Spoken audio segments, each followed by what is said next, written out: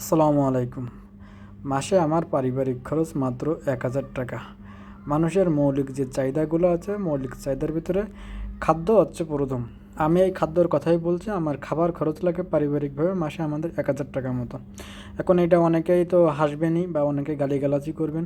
তো ফুল ভিডিওটা দেখবেন, দেখে বুঝবেন। আর যারা বিগত দিন আমাকে ফলো করেন বা আমার দেখেন, তারা অবশ্যই বুঝতে পারছেন কীভাবে আমার ১,০০০ টাকা খরচ হয়। মানুষের জীবন ধারণ করার জন্য যে খাবারগুলোর প্রয়োজন হয়, আলহামদুলিল্লাহ আমরা ম্যাক্সিমাম সব খাবারই আল্লাহ আমাদের খুব ভালোভাবে খাওয়ায়।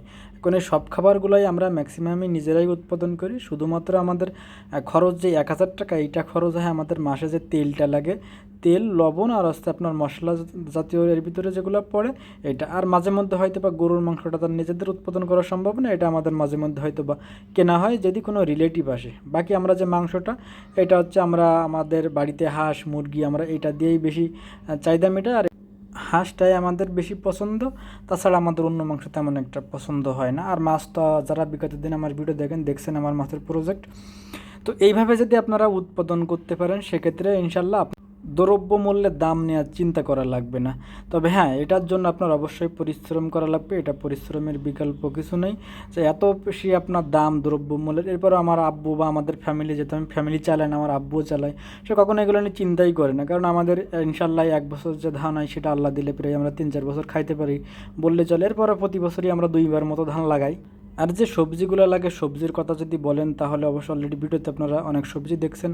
আর আমার ফোনের স্টোরেজ কম থাকার কারণে আমি সব সবজির ভিডিওগুলো আপনাদের দেখাইতে পারতেছি না। তবে এটা সহজে বলি যে আপনাদের সিজনে, যে কোনো সিজনে যে সবজিগুলো সবার থেকে থাকে, আলহামদুলিল্লাহ আমাদের হয়তো বা 2-1টা যদি মিসিং থেকে থাকে, বাকি সবই আমাদের উৎপাদন হয়।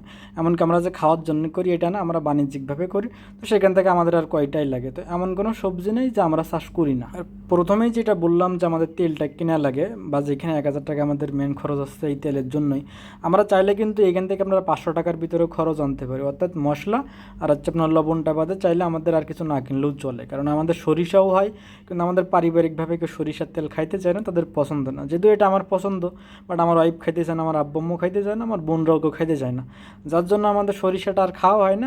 সে সুবাদে আমাদের সয়াবিন তেলটা কিনা লাগে, সেইখানে আমাদের মোটামুটি একটা খরচ হয়ে যায়। এখন যারা আপনারা এই খরচ কমাইতে চান বা দ্রব্যমূল্যের এই ঊর্ধ্বগতিতে শহরে থাকতে চান না, এখন তাদের জন্য বলবো যে আপনাদের বাণিজ্যিকভাবে করা লাগবে না। আপনারা যদি গ্রামে সেটেল হতে চান বা যারা গ্রামে থাকেন, তারা যদি শুধুমাত্র পারিবারিক খাবারের জন্যই করতে চান বা বিজনেসের জন্য না, তারা কিন্তু আপনারা 5-10 কাঠা যদি জমি করেন বা নিজেরা কাজ করতে পারেন, সেক্ষেত্রে কিন্তু আপনাদের আর সবজি কেনার প্রশ্নই আসে না। আর দিন দিন কিন্তু আসলে সবজির দাম কমার সম্ভাবনা নেই। এমনকি সরকার চেঞ্জ হয়েছে, আপনারা হয়তো ভাবতে পারেন যে সবজির দাম কমবে, এটা কিন্তু কমবে না। কারণ সবজিটা কিন্তু আপনার বাংলাদেশেই উৎপাদন, অর্থাৎ এটা রপ্তানি হয় না। আর কৃষক দিন দিন কমছে প্রচুর পরিমাণে, এখন উৎপাদন এই জন্য কম, এবার জনসংখ্যা বাড়ছে, যার জন্য সবজির দামটা বেশি থাকে। যে দেখতে পাচ্ছেন আমরা যে ধান পরিষ্কার করতেছি, এখানে আমি আর আমার আব্বু। তো এটাই আমাদের মূলত সবথেকে খরচ, যেখানে মানুষের এটাই হয়, অর্থাৎ ভাত বা চাউলের জন্য। তো এটা আমরা নিজেরা উৎপাদন করি। এমনকি আল্লাহ আমাদের যে ধান দেয়, তা 1 বছরের ধান চাইলে আমরা 3 বছরও খাইতে পারি। তো যেহেতু আমরা সেটা বিক্রি করি, যেহেতু বাণিজ্যিকভাবে আমরা দেখতে পাচ্ছেন আমার এই হাঁসগুলো এখানে আছে। তো আমরা আমাদের পারিবারিকভাবে মাংসের চাহিদাটা বেশি মেটাই হচ্ছে আপনার এই হাঁস দিয়ে। কারণ হাঁসটা আমাদের সবার অনেক পছন্দ।